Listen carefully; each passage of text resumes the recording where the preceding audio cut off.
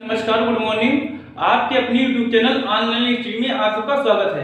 हम सब चलते हैं सुबह के 8 बजे करंट अफेयर की ओर, जो आप सबके लिए हर एक पेपर में बहुत ही इंपॉर्टेंट क्वेश्चन है। तो चलिए आते हैं तो बिना देरी किए हुए पहले क्वेश्चन की ओर।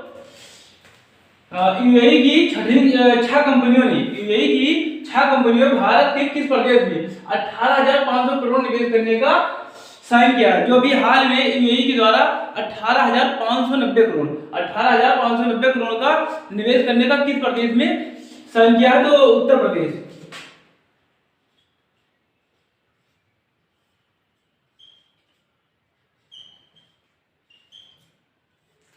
उत्तर प्रदेश में यूएई ने 18,500 करोड़ निवेश करने का साइन किया है।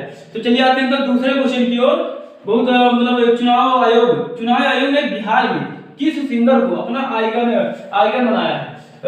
चुनाव आयोग ने बिहार में किस सिंगर को अपना आइकन बनाया है?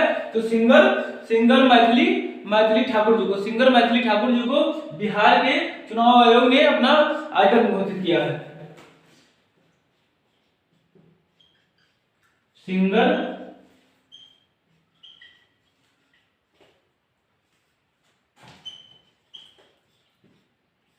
सिंगर मैथिली ठाकुर जी को।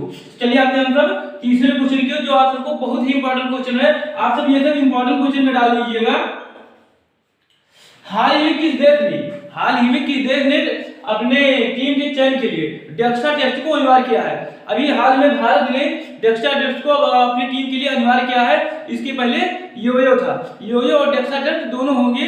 योयो टेस्ट 2017 में भारत के द्वारा अनिवार्य किया गया था, जिसमें होता था ये था कि हाँ, जैसे 20 मीटर की एक ट्रैक बनाई जाती थी, उस पे एक छोर से दूसरे छोर पर और दूसरे छोर से पहले छोर तक दौड़ना होता था।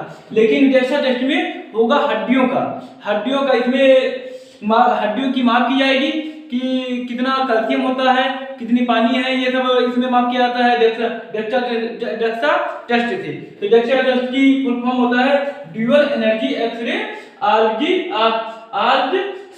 सियोमेट्री होती है डेक्सा टेस्ट की फुल फॉर्म, और ये भारत देश ने ये अनिवार्य किया है। योयो 2017 में अनिवार्य किया गया था। ये भी नोट कर लीजिएगा, योयो कब अनिवार्य किया गया था? योयो टेस्ट 2017 में अनिवार्य किया गया था। तो चलिए आते हैं हम बिना देरी किए हुए चौथे क्वेश्चन की ओर, जो आप सबको बहुत ही कम समय में बहुत अच्छा कंटेंट दिया जाता है। तो आप सब सुबह की 8 बजे क्लास लेना ना भूलिएगा। और अगर ये वीडियो आप सबको पसंद है तो अपने मित्रों तक शेयर जरूर करिएगा। चलिए आते हैं। नॉर्मा लूसिया पीना हर्नांडेज को कहां की पहली महिला चीफ जस्टिस नियुक्त किया गया है? तो अभी जो हाल में मैक्सिको का पहली महिला चीफ जस्टिस चुना गया है, वो नॉर्मा लूसिया पीना हर्नांडेज को चुना गया है। तो ये कहां चुना गया है? मैक्सिको की पहली ये महिला चीफ जस्टिस नियुक्त की गई हैं। पहली महिला चीफ जस्टिस मैक्सिको की नियुक्त की गई हैं। तो चलिए आते हैं हम छठे क्वेश्चन की ओर, जो आप सबके लिए बहुत ही इंपॉर्टेंट क्वेश्चन है। मध्य प्रदेश के मुख्यमंत्री शिवराज सिंह चौहान जी ने लड़कियों को उच्च शिक्षा और स्वतंत्रता देने के लिए कौन सी योजना लॉन्च की है? जो अभी हाल में शिवराज सिंह चौहान जी द्वारा लड़कियों को उच्च शिक्षा और उनके स्वतंत्रता को ख्याल में रखते हुए एक योजना लॉन्च की है। वो लाडली 0.2 के नाम से वो योजना लॉन्च की है।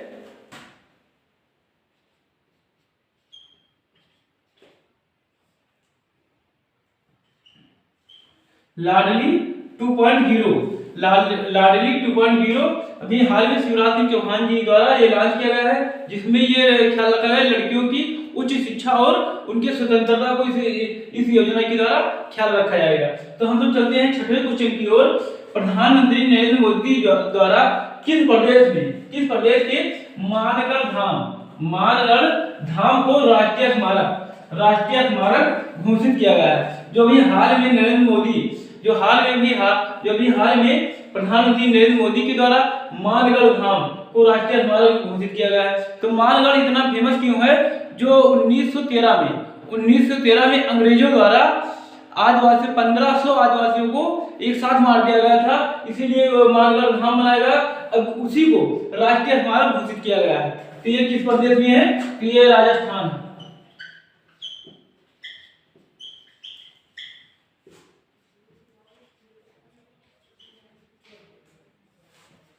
राजस्थान का है ये, राजस्थान में है मानगढ़, और मानगढ़ को राष्ट्रीय स्मारक घोषित प्रधानमंत्री के द्वारा किया गया है। तो चलिए आते हैं हम 7वें क्वेश्चन की ओर। किस रिजर्व को उत्तर प्रदेश का चौथा और भारत का 53वां टाइगर रिजर्व घोषित किया गया है? जो भी हाल में उत्तर प्रदेश का चौथा और भारत का 53वां टाइगर रिजर्व घोषित किया गया है, वो रानीपुर टाइगर रिजर्व को।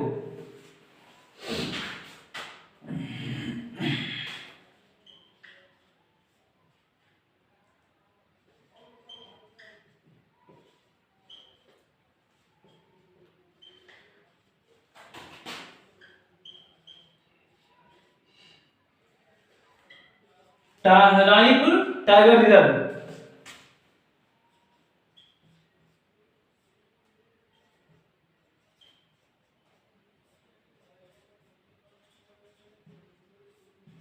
रानीपुर टाइगर रिजर्व को भारत के 53वां और उत्तर प्रदेश का चौथा टाइगर रिजर्व घोषित किया गया है। तो चलिए आते हैं हम 8वें क्वेश्चन की ओर। मेघालय के मुख्यमंत्री केंद्र राज्य के संगमा भारत जो मेघालय के मुख्यमंत्री हैं केंद्र राज्य के संगमा ने किस कार्यक्रम की शुरुआत की है? जो अभी हाल में का केंद्र राज्य के संगमा के द्वारा अभी एक कार्यक्रम की शुरुआत हुई है, जो है नागरिक जुड़ाव और संचार अभियान, नागरिक जुड़ाव और संचार कार्यक्रम, जिसमें सारी योजनाओं को एकत्रित करके हर एक नागरिक को उन्हें मतलब विस्तृत से समझाया जाएगा, इसका प्रयास किया गया है। तो ये कौन सा कार्यक्रम होगा?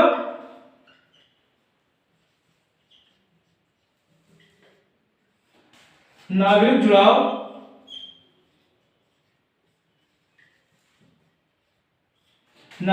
जुड़ाव और संचार कार्यक्रम।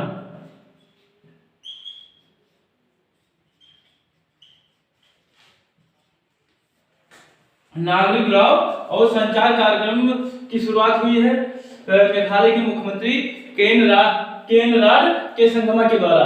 तो चलिए आते हैं हम 9वें क्वेश्चन की ओर, जो बहुत ही आपके पेपर की दृष्टि से बहुत ही इंपॉर्टेंट क्वेश्चन है। तो कॉलिंस डिक्शनरी ने अपने किस शब्द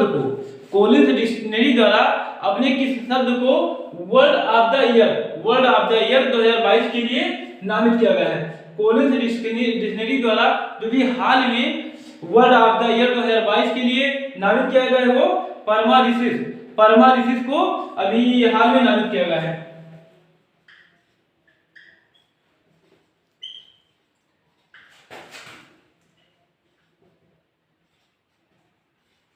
परमारिसिस को अभी हाल में कॉलिंस डिक्शनरी ने वर्ड ऑफ द ईयर के रूप में नामित किया है। तो चलिए आते हैं हम आज के 10वें क्वेश्चन की ओर। भारतीय चिकित्सा प्रणाली और central council for research in Ayurvedic, जो अभी हाल में संयुक्त रूप से ये दोनों मिलकर एक कार्यक्रम शुरू किए हैं स्मार्ट नाम से। किस नाम से? स्मार्ट के नाम से एक कार्यक्रम की शुरुआत हुई है, जो भी हाल में भारतीय चिकित्सा प्रणाली और central council for research in Ayurvedic, ये दोनों मिलकर एक स्मार्ट के नाम से एक कार्यक्रम चालू किए हैं। और ये दोनों किस विभाग के अंतर्गत आते हैं? वो केंद्रीय आयुष मंत्रालय के अंदर ये दोनों जो है कार्यक्रम ये केंद्रीय आयुष मंत्रालय के अंतर्गत आते हैं। और आयुष मंत्रालय की स्थापना देख लेते हैं। आयुष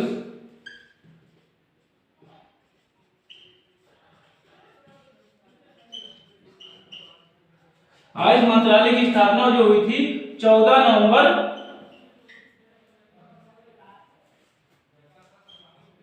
2014 को आयुष मंत्रालय की स्थापना हुई थी। तो अगर ये वीडियो आप सबको पसंद आया हो तो आप सब लाइक करिए, सब्सक्राइब करिए और मित्रों तक शेयर जरूर करिए। जय हिंद।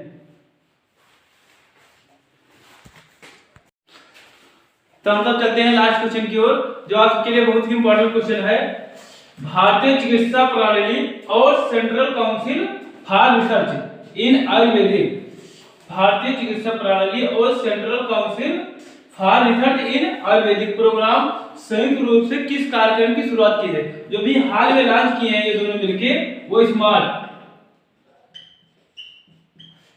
नाम से दोनों मिलकर एक कार्यक्रम की शुरुआत की है। और ये दोनों जो प्रोग्राम चलाए जाते हैं, central council for research in Ayurvedic और भारतीय चिकित्सा प्रणाली, ये दोनों जो प्रोग्राम चलाए जाते हैं वो केंद्रीय आयुष मंत्रालय के द्वारा चलाए जाते हैं। ये दोनों जो चलाए जाते हैं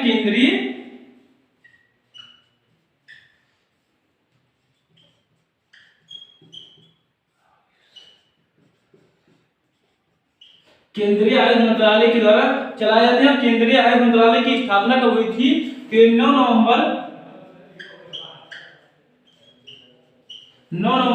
2014 को इसकी केंद्रीय आयुष मंत्रालय की स्थापना हुई थी। और इसी क्वेश्चन से ये क्लास की एंड होती है। तो हम सब मिलेंगे नेक्स्ट वीडियो में, तब तक के लिए जय हिंद। और अगर ये वीडियो आप सबको पसंद आया तो अपने मित्रों तक शेयर जरूर करिएगा।